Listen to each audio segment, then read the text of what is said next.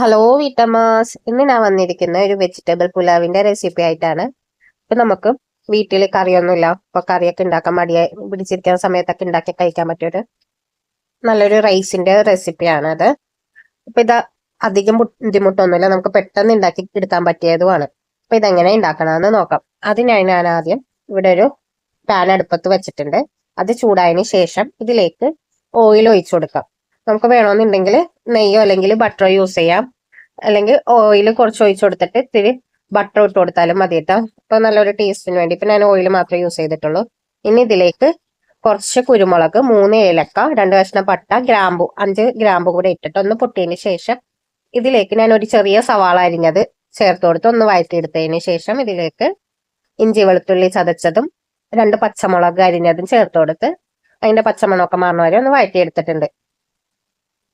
ഇനി ഇതിലേക്ക് ഒരു ചെറിയ തക്കാളി ചെറുതായി അരിഞ്ഞത് ചേർത്ത് കൊടുത്ത് നല്ലതുപോലെ ഒന്ന് വഴറ്റിയെടുത്ത് തക്കാളിയൊക്കെ ഒന്ന് വെന്ത് വരുന്നവരെ ഒന്ന് വഴറ്റിയെടുക്കണം കേട്ടോ. ഇതിലേക്ക് ഞാൻ ഒരു ചെറിയ ഉരുളക്കിഴങ്ങ് അരിഞ്ഞത്, പകുതി ക്യാരറ്റ്, ഇത് ഫ്രോസൺ ഗ്രീൻ പീസ് ആണ് കേട്ടോ. നമ്മുടെ കയ്യിൽ ഫ്രഷ് ഗ്രീൻ പീസ് ഉണ്ടെങ്കിൽ അത് ചേർത്ത് കൊടുത്താലും മതി.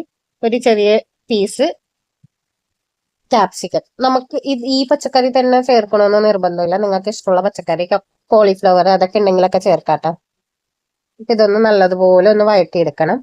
നല്ലപോലെ വഴഞ്ഞ് കഴിയുമ്പോൾ ഇതിലേക്ക് 1/4 ടീസ്പൂൺ മഞ്ഞൾപ്പൊടി, 1 ടീസ്പൂൺ മുളക് പൊടിയും ചേർത്ത് ഒന്ന് വഴറ്റിയെടുക്കാം.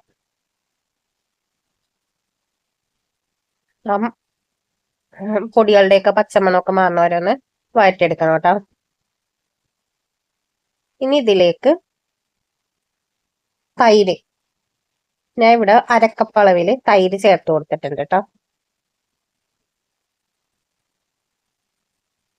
തൈര് കൂടെ ചേർത്ത് ഒന്ന് നല്ലതുപോലെ ഒന്ന് മിക്സ് ചെയ്തിട്ട് 1 ടീസ്പൂൺ ഉപ്പ് കൂടി ചേർത്ത് കൊടുക്കാം. ഇനി ഇതിലേക്ക് ഞാൻ ഒഴിച്ചു കൊടുക്കുന്നത് തിളപ്പിച്ച വെള്ളം കേട്ടോ. ഞാൻ 1 ഗ്ലാസ് അരിയാണ് എടുത്തേക്കണത്. അപ്പൊ 2 ഗ്ലാസ് വെള്ളം തിളപ്പിക്കാൻ നേരത്തെ തന്നെ വെച്ചിട്ടുണ്ടായിരുന്നു. അത് തിളപ്പിച്ചതിന് ശേഷം ഇതിലേക്ക് ഒഴിച്ചു കൊടുക്കണം. അപ്പൊ നമുക്ക് പെട്ടെന്ന് ഈ വഴറ്റെടുക്കുന്ന സമയം കൊണ്ട് വെള്ളം തിളച്ച് കിട്ടൂല, പെട്ടെന്ന് ആയി കിട്ടാനാണ് അങ്ങനെ ചെയ്യണത്. ഇനി ഇതിലേക്ക് മല്ലിച്ചീരയും പുതിന ഇട്ട് കൊടുത്തിട്ടുണ്ട്. അതൊന്ന് വഴറ്റിയതിന് ശേഷം തിളപ്പിച്ച് വെച്ചിരിക്കുന്ന വെള്ളം ഒഴിച്ചു കൊടുക്കാം.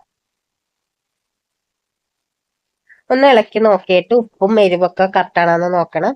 ആവശ്യമുണ്ടെങ്കിൽ ഉപ്പ് ചേർത്ത് കൊടുക്കണം കേട്ടോ. ഇവിടെ ഉപ്പൊക്കെ കറക്റ്റാണ്. ഇനി ഇതൊന്ന് അടച്ചു വെച്ചിട്ട് നല്ലതുപോലെ ഒന്ന് തിളച്ച് കഴിയുമ്പോൾ നമുക്ക് കഴുകി വൃത്തിയാക്കി വെച്ചിരിക്കണം, വെള്ളമൊക്കെ കളഞ്ഞു വെച്ചിരിക്കണം അരി ചേർത്ത് കൊടുക്കാം. ഞാൻ 1 ഗ്ലാസ് അരിയാണ് എടുത്തേക്കണം ഇവിടെ. ഇവിടെ നല്ലതുപോലെ തിളച്ചിട്ടുണ്ട്. ഇനി ഇതിലേക്ക് കഴുകി വൃത്തിയാക്കി വെച്ചിരിക്കണം അരി ഇട്ട് കൊടുക്കാം. നമുക്ക് പെട്ടെന്ന് ഉണ്ടാക്കിയെടുക്കാൻ പറ്റിയ ഒരു റൈസാണ് കേട്ടോ. അപ്പൊ എല്ലാവർക്കും റെസിപ്പി ഇഷ്ടപ്പെട്ടാൽ ഒന്ന് ട്രൈ ചെയ്ത് നോക്കണം. ട്രൈ ചെയ്ത് നോക്കിയിട്ട് ഇഷ്ടപ്പെട്ടാൽ എൻ്റെ ചാനൽ സബ്സ്ക്രൈബ് ചെയ്യാനും അഭിപ്രായം കമന്റ് ചെയ്യാനും ലൈക്ക് ചെയ്യാനും ഷെയർ ചെയ്യാനും മറക്കരുത്. ഇനി ഇത് നമുക്ക് അടച്ചു വെച്ചിട്ടൊന്ന് തിളപ്പിച്ച് വെള്ളമൊക്കെ ഒന്ന് വറ്റണ വരെ വെയിറ്റ് ചെയ്യാം. അടച്ചു വെച്ച് വേവിക്കുമ്പോൾ ഒന്ന് ഇടക്ക് ഇളക്കി കൊടുത്തിട്ട് വീണ്ടും അടച്ചു വെച്ചിട്ടൊന്ന് വേവിക്കണം കേട്ടോ, വെള്ളം ഒന്ന് വറ്റണ വരെ.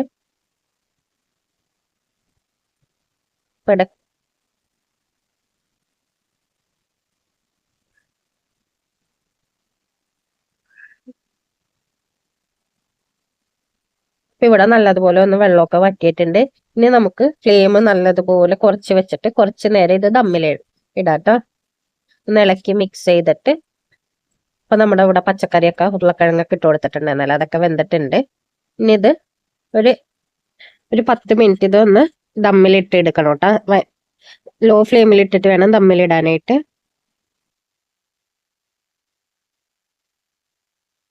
ഇപ്പൊ ഇവിടെ 10 മിനിറ്റ് കഴിഞ്ഞിട്ടുണ്ട്. നമ്മുടെ വെജിറ്റബിൾ പുലാവ് ഇവിടെ റെഡി ആയിട്ടുണ്ട്.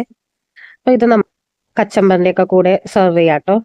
കച്ചമ്പർ പുതിന ചട്നിയൊക്കെ ഉണ്ടെങ്കിൽ നല്ല ടേസ്റ്റ് ആണ് ഇതിന്റെ കൂടെ കഴിക്കാനായിട്ട്. അപ്പൊ വെജിറ്റബിൾ പുലാവിന്റെ റെസിപ്പി ഇത്രയേ ഉള്ളൂ. അപ്പൊ എല്ലാവർക്കും റെസിപ്പി ഇഷ്ടപ്പെട്ടെന്ന് പ്രതീക്ഷിക്കുന്നു. ഇഷ്ടപ്പെട്ടാൽ എന്റെ ചാനൽ സബ്സ്ക്രൈബ് ചെയ്യാനും അഭിപ്രായം കമന്റ് ചെയ്യാനും ലൈക്ക് ചെയ്യാനും ഷെയർ ചെയ്യാനും മറക്കരുത്.